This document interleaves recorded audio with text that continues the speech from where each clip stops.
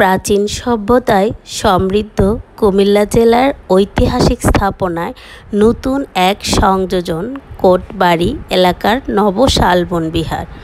প্রায় ২.৫ একর জায়গার উপর ১৯৯৫ সালের ৮ সেপ্টেম্বর নব শালবন বিহার ও বাংলাদেশ বুদ্ধিস্ট কালচারাল একাডেমি প্রতিষ্ঠা করা হয়।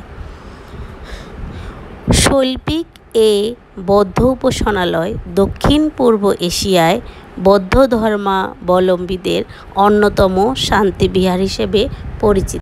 ২০১৪ সালে থাইল্যান্ডের বৌদ্ধধর্মীয় ফাউন্ডেশনের উপহার হিসেবে পাওয়া ধাতব পদার্থে তৈরি প্রায় ৬ টন ওজনের ৩০ ফুট উচ্চতার বৌদ্ধ মূর্তি স্থাপন করা হয় বিহারে। নব শালবন বিহারে প্রবেশ করলে প্রথমেই সোনালি রঙের বিশাল বৌদ্ধ মূর্তিটি দেখা যায়।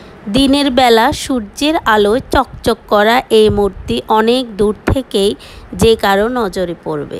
মূর্তির আশেপাশে রয়েছে রাজকীয়ভাবে অবস্থানরত একই রঙের দুটি সিংহ। কারুকার্যমণ্ডিত এই মন্দিরের চারপাশে রয়েছে ৩টি বড় ও একটি ছোট মঠক। এছাড়াও রয়েছে মেডিটেশন সেন্টার, এতিমখানা, লাইব্রেরি, জাদুঘর, সেমিনার ও আবাসিক হোস্টেল। চারপাশে উপরে ওঠা সিঁড়ি এবং সিঁড়ির দুপাশে দুটি করে নাগরাজ রয়েছে। নাগরাজ স্পর্শ করা নিষেধ। যেহেতু এটি উপাসনালয়, তাই অবশ্যই ধর্মীয় ভাবগাম্ভীর্যের পাশাপাশি শালীনতা বজায় রাখতে হবে। প্রতিদিন বিহারে প্রার্থনা ও ধ্যানের ব্যবস্থা রয়েছে। পর্যটকরা এখানে এসে সুন্দর নিরিবিলি একটি পরিবেশ উপভোগ করতে পারবেন। এর চারপাশে সবুজ প্রকৃতি, পাহাড়ের ছায়া ও স্থাপত্য শৈলী পর্যটকদের মোহিত করে। নব শালবন বিহার শুধু পর্যটকদের জন্য নয়, আন্তর্জাতিক ভ্রমণকারীদের জন্য একটি জনপ্রিয় স্থান। এটি কুমিল্লার বৌদ্ধ ঐতিহ্যের প্রতীক এবং দেশের অন্যতম সুন্দর ধর্মীয় স্থাপনা। যারা ইতিহাস, সংস্কৃতি এবং আধ্যাত্মিকতার সমন্বিত অভিজ্ঞতা পেতে চান, তাদের জন্য এটি অবশ্যই পরিদর্শনের মতো একটি জায়গা। যারা এটি পরিদর্শন করতে যেতে চান, ঢাকা থেকে কুমিল্লা এসে কুমিল্লা শহর থেকে নব শালবন বিহারের দূরত্ব মাত্র ১৩ কিলোমিটার।